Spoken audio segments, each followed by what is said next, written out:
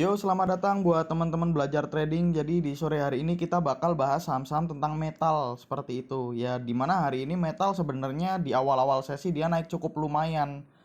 Ya, karena juga harga metal masih menanjak gitu kan. Kayak gold dia naik 3,15%, timah naik 2,84%, nikel juga naik 2,74%. Jadi wajar lah kalau seumpama saham-saham metal seperti itu dia dinaikkan di awal-awal sesi. Ya setelah awal sesi ya terserah mau teman-teman jual atau teman-teman beli, terserah dari strategi teman-teman sendiri. Ada yang Inco juga, kita juga udah ngerekomendasiin teman-teman di grup untuk Inco dia beli di 4.700 sampai 4.800, dan tadi aku udah bilang hit target di area 5.000 kayak gitu. Karena target pertama memang kita di 5.000. Kenapa targetnya di 5.000 ya nanti bakal saya jelaskan gitu kan.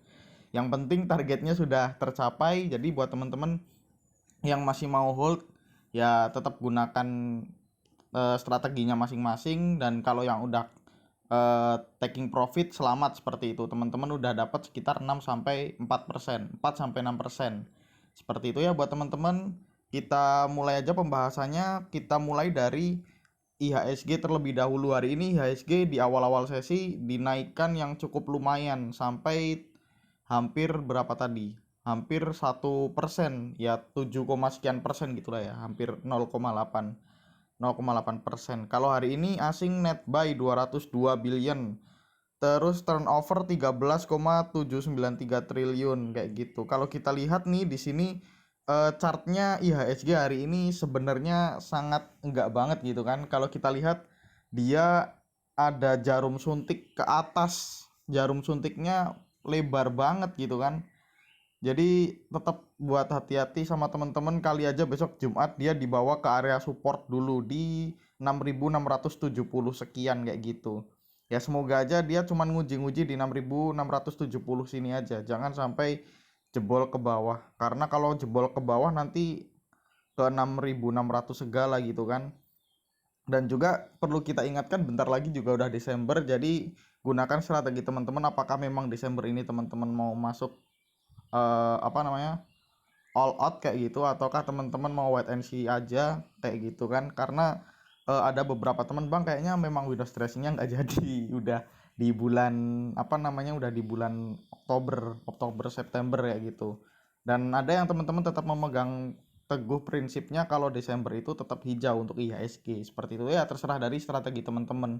Yang penting pasti di saat IHSG merah pasti akan ada yang hijau, dan saat IHSG hijau pasti ada saham-saham yang merah kayak gitu. Jadi tetap gunakan kemampuan teman-teman untuk tampil yang terbaik di bulan Desember nanti, di minggu depan seperti itu ya buat teman-teman.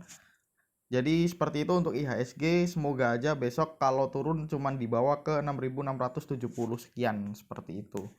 Kita masuk ke pembahasannya. Di sini pembahasan yang pertama ada Inco. Saya bakal bahas kenapa target pertama di 5.000 dan kenapa saya bilang ke teman-teman udah hit kayak gitu kan. Di sini asing net buy 16 billion, pembelian paling banyak Credit Suisse dan juga JP Morgan, CS dan juga BK. Penjualan paling banyak AZ dan juga YP. Kalau kita lihat menggunakan broker summary-nya sendiri untuk Inco diakumulasi 1,638 billion kayak gitu. Secara keseluruhan bandar masih keluar di Inco, masih distribusi. Tapi kalau kita lihat asing hari ini akumulasi, dan secara keseluruhan dia akumulasi. Kalau kita lihat menggunakan teknikalnya sendiri untuk Inco, sebentar, Inco ini dia. Nah, ini dia Inco. Inco hari ini dia buka gap jelas. Hari ini dia langsung naik ke atas. Di sini ada gap dari 4.910 sampai 4.920 ya, satu tick lah ya. Jadi di situ ada gap.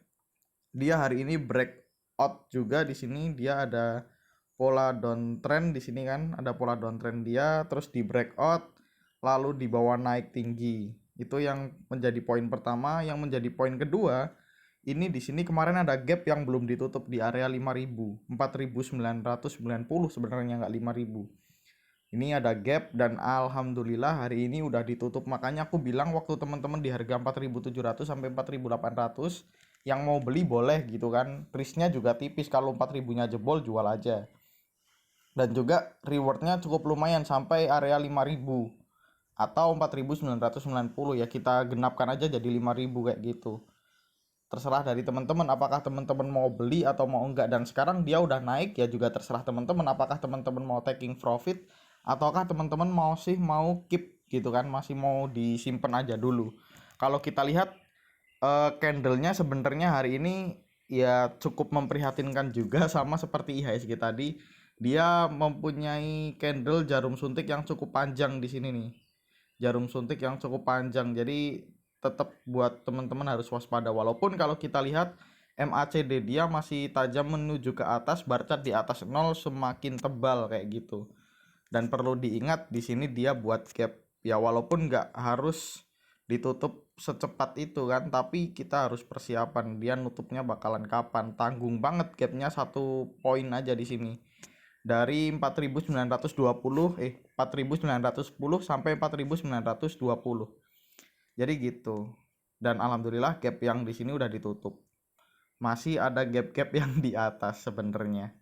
Ya mungkin Desember dia bisa untuk ke gap sini-sini. Ini kan ada gap cukup lebar belum. Oh ini udah ditutup yang sini, yang ini yang belum ditutup. Ini belum ditutup. Nih, ini belum ditutup yang sini, area cukup lebar, terus yang atas juga belum ditutup. Kemungkinan ditutup gak bang? Ya mungkin aja, tapi nggak ada yang tahu. Tetap gunakan strategi aja dari teman-teman. Apakah teman-teman mau mau yakin bahwa gap itu ditutup, berarti teman-teman kalau yang udah beli bawah gunakan trailing stop biar kalau seumpama dia turun teman-teman tidak kehilangan cuan teman-teman. Gitu ya buat info. Semoga buat teman-teman kalau yang masih mau pegang dijaga hati-hati barangnya gitu kan. Semoga tetap profit dan semoga bisa naik sampai gap di atas. Gitu ya. Lanjut aja ke sahamnya TINS. Di sini TINS juga naik 1,2%, asing net buy 4,88 billion. Pembelian paling banyak AK dan juga BK, penjualan paling banyak AZ.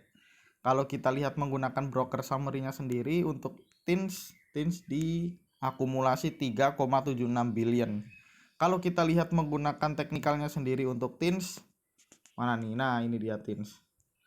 Dia seperti yang kita gambar sebelumnya, dia bakalan membentuk cup and handle di sini. Kalau kita lihat ini gambar lama kita di sini. Kalau teman-teman lihat di video sebelumnya pasti teman-teman udah tahu. Ada gambaran cup and handle. Jadi buat teman-teman yang beli di area sini waktu itu ya lumayan gitu kan. Sekarang udah naik. Kalau seumpama dia jebol area 1700 atau dia breakout 1700, ya langkah selanjutnya dia harusnya bisa breakout di sini di area neckline dia. Neckline-nya di area 1770. Kalau seumpama breakout lagi ya semoga aja untuk TINS bisa rally lagi ke atasnya di bulan Desember, seperti itu aja. Tapi jangan lupa gunakan trailing stop buat teman-teman untuk TINS ini. Jadi ya sebenarnya kalau saham TINS, saham Inco, Antam gitu kan dia mengikuti komoditinya kan. Semoga aja komoditinya masih lanjut kayak gitu. Kalau kita lihat hari ini volume cukup lumayan naiknya. Kalau kita lihat MACD tajam menuju ke atas dan bar chart di atas 0 semakin tajam kayak gitu. Ya semoga aja dia mampu breakout area resist dia di 1700 dan jebol area neckline dia di 1770. Gitu untuk Inco, maaf untuk TINS. Lanjut ke saham berikutnya. Di saham berikutnya ada Medka. Medka hari ini dia naik 0,83%, walaupun di awal-awal sesi kalau kita lihat dia sempat naik tadi sampai 34%. Kalau kita lihat asing net buy 8 billion, pembelian paling banyak BP, BK, CS, dan penjualan paling banyak AZ dan juga YU. Kalau kita lihat menggunakan broker summary-nya sendiri untuk Medka di distribusi. Untuk asing secara keseluruhan dia diakumulasi dan hari ini juga akumulasi. Kalau kita lihat menggunakan teknikalnya sendiri untuk Medka ya seperti yang waktu di sini nih. Kita pernah bilang ini bisa jadi dia membentuk bullish flag di mana dia naik terus dibawa turun dulu terus dibawa naik lagi kayak gitu. Kalau seumpama dia breakout dari area flagnya ini kemungkinan dia rally, dan benar aja ternyata dia rally dan sekarang dia masuk ke area udah membentuk apa namanya, uptrend lagi dia di sini nih, channel uptrend. Nah, ini dia. Jadi selama teman-teman kalau yang seumpama beli breakout udah naik cukup lumayan di sini. Udah naik sekitar berapa, sebentar. Saya cek terlebih dahulu. Ini kalau yang beli di area breakout dia udah naik sekitar berapa? Seumpama di harga sekarang aja deh ya. Nggak usah muluk-muluk. Udah sekitar 12%. Udah 12% lumayan lah ya untuk Metka gitu kan. Walaupun sebenarnya untuk Metka sendiri banyak yang mengatakan bahwa dia masih bakalan rally sampai akhir tahun. Tapi buat teman-teman yang baru mau masuk ya teman-teman berarti harus menyesuaikan area uptrendnya dia. Kalau seumpama dia kalau seumpama teman-teman beli di support dan seumpama dia jebol, ya udah teman-teman cut loss dulu aja. Takutnya nanti dibawa ke area support yang di sini di area 3240 seperti itu. Takutnya nanti dibawa ke situ. Kalau teman-teman baru mau beli, tapi kalau teman-teman yang udah beli dari buy on breakout di sini di 3150, ya teman-teman tinggal menyesuaikan. Nanti kalau seumpama turun, teman-teman tinggal pasang trailing stop aja agar cuannya tetap dijaga. Kalau seumpama turun, teman-teman tidak kehilangan momen cuan kayak gitu. Gitu untuk sahamnya Metka. Kalau kita lihat hari ini bar chart mulai melandai, bar chart di bawah 0 mulai menipis, MACD-nya mulai melandai, volume juga masih sedang-sedang aja, tidak ada hal yang signifikan. Gitu untuk Metka. Lanjut ke saham berikutnya. Di saham berikutnya ada Antam, di mana Antam hari ini ditutup sama seperti previous close, yaitu di 2440. Kalau kita lihat di awal-awal sesi dia juga udah naik, tapi sampai jam setengah 9 dia udah dibawa turun bertahap seperti itu. Ya tadi udah naik 1-2% gitu kan. Kalau kita lihat asing net sale yang cukup masif 20 billion, pembelian paling banyak KZ, AZ, YP, ZP, BB, penjualan paling banyak BK dan juga SQ. Kalau kita lihat menggunakan broker summary-nya sendiri, untuk Antam dia di distribusi 13 billion. Secara keseluruhan Bandar juga distribusi. Asing hari ini distribusi tapi secara keseluruhan masih akumulasi. Kalau kita lihat menggunakan teknikalnya sendiri untuk Antam, Antam tidak seperti yang kita duga sebelumnya. Aku kira dia bakal menyentuh area 2200-an dulu. Ternyata di 2310 dia di bawah mantul naik lagi sampai area 2400 berapa tadi? 90. Ya wajar, di sini ada neckline dia di 2500. Kalau seumpama neckline-nya dijebol, dia pakai area neckline yang kedua di sini. Ada area neckline kedua di 2620 kayak gitu. Area selanjutnya. Tapi menurutku besok bisa jadi dia koreksi ke area-area sini dulu nih, area 2400. Kalau kita lihat tapi MACD-nya dia masih tajam menuju ke atas dan bar chart di atas 0 semakin tajam. Jadi menurutku cukup menarik untuk Antam sendiri. Kita lihat dia bakal kemana. Tapi kalau saya sendiri ditanya apakah admin mau beli selagi Antam nggak ke 2200 sekian, saya belum berminat untuk beli dan saya belum berminat untuk merekomendasikan ke grup teman-teman seperti itu. Kalau ketinggalan gimana Min? Kalau ketinggalan ya cari saham yang lain aja gitu kan. Dikira kita cuma tahu Antam sama Inco doang gitu. Enggak lah ya. Kita buat teman-teman yang udah bisa analisis juga pasti punya banyak stok kayak gitu untuk teman-teman masuk. Enggak cuma di saham itu-itu aja. Apalagi di grupnya belajar trading udah dikasih tahu sama teman-teman juga ada saham-saham yang menarik. Kayak kemarin TNCA dia arah 3 kali, 4 kali, 5 kali. Terus ada Cepro dia juga arah berkali-kali. Terus ada Temas dia juga arah berkali-kali ya. Terima kasih saya buat teman-teman yang udah ngerekomendasiin saya di saham-saham tersebut. Adminnya malah mendapat lebih banyak pencerahan dari teman-teman. Itulah enaknya kita berdiskusi sama teman-teman. Apa yang nggak saya tahu dilengkapi dengan apa yang teman-teman tahu seperti itu. Jadi kita sama-sama mengisi kekosongan. Bukan berarti walaupun saya admin saya tahu segalanya, enggak. Kita sama-sama belajar di situ. Saya yang lebih banyak belajar yang jelas. Jadi gitu untuk Antam. Lanjut ke saham yang MNC. Di sini ada dua, yaitu mesin dan IPTV. Yang pertama kita bahas mesin. Di sini asing net sell 1,11 billion, pembelian paling banyak EP dan juga YP. Penjualan paling banyak LG dan juga BK. Kayaknya LG masih tukar-tukeran barang sama EP di sini. Kalau kita lihat broker summary-nya sendiri untuk mesin, dia diakumulasi, ya jelas pemegang paling banyak EP kan, pemegang paling banyak EP, tapi secara keseluruhan dia masih distribusi di mesin.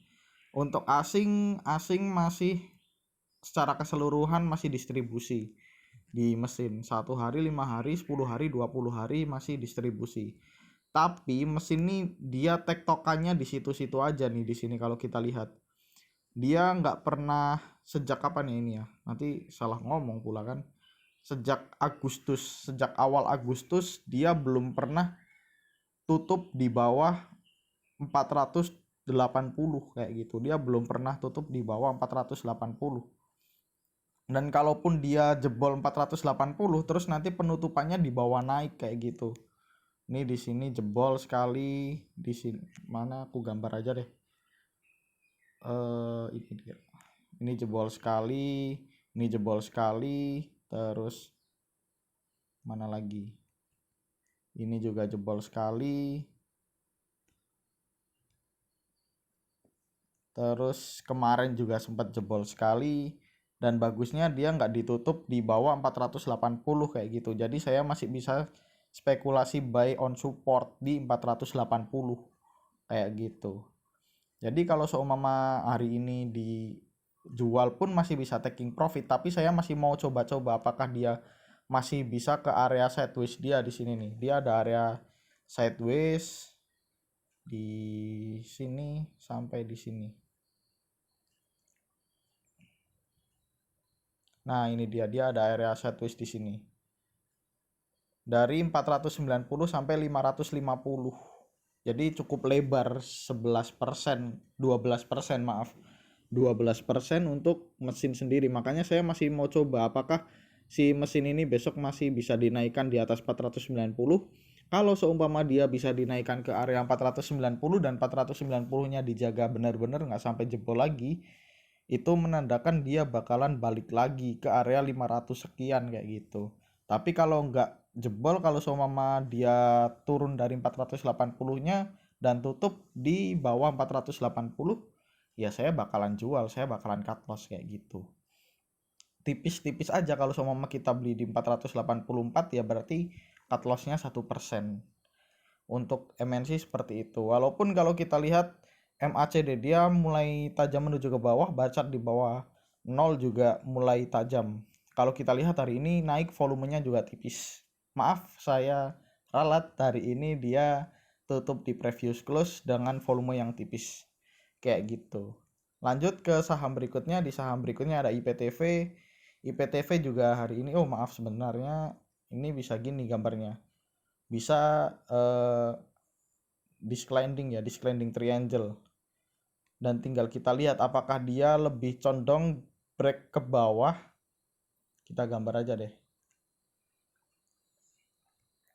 apakah dia lebih condong breakdown ke bawah, atau dia besok bisa aja mantul ke area sini di Santarelli. Biasanya kan MNC memang Santarelli kan ya. Nah, tinggal milih yang mana nih. Kalau jebol ke bawah saya jual, kalau jebol ke atas saya bakal average up seperti itu. Gitu untuk MNCN. Maaf untuk mesin. Lanjut ke saham berikutnya. Di saham berikutnya ada IPTV. IPTV hari ini dia tutup di previous close juga. Hari ini asing net sell 5 juta, 6 juta lah ya. Pembelian paling banyak PD dan juga YP. Penjualan paling banyak BK dan juga EP. Kalau kita lihat menggunakan broker summary-nya sendiri untuk IPTV, dia diakumulasi tapi tipis 0,047 sama bandarnya. Tapi kalau kita lihat secara keseluruhan, bandar distribusi. Kalau kita lihat juga hari ini asing distribusi, secara keseluruhan asing juga distribusi. Kalau kita lihat teknikalnya sendiri untuk IPTV, ya dia masih sama seperti di mesin kayak gitu, masih di area descending triangle. Kalau seumpama dia jebol ke bawah, Ini di sini ada support 228. Kalau seumpama teman-teman buy on support boleh, tapi kalau seumpama dia jebol support ya teman-teman harus disiplin kayak gitu. Kalau seumpama dia jebol support, semoga aja dia besok ada pantulan di 230-an kayak gitu, dan semoga dia bisa melanjutkan kenaikannya sampai jebol area downtrend dia di sini. Ya semoga aja Santa Rally-nya jadi di bulan Desember gitu aja deh. Jadi gitu dulu aja buat teman-teman. Mungkin yang udah nonton videonya sampai selesai atau nggak sampai selesai nggak masalah. Dan saya ingatkan kembali, semua yang saya gambarkan, saya analisa di sini semua disclaimer on. Itu juga mengingat buat saya, bukan hanya buat teman-teman aja gitu ya, buat teman-teman. Jadi semoga hari ini menjadi hari yang menyenangkan dan besok hari terakhir di bursa minggu ini. Jadi gunakanlah kesempatan dengan baik-baik, apakah teman-teman mau taking profit ataukah teman-teman mau buy kayak gitu, karena mengingat bulan depan kita udah hampir memasuki bulan Desember. Seperti itu ya teman-teman. Semoga besok hari yang menyenangkan buat teman-teman. See you next time. Bye bye.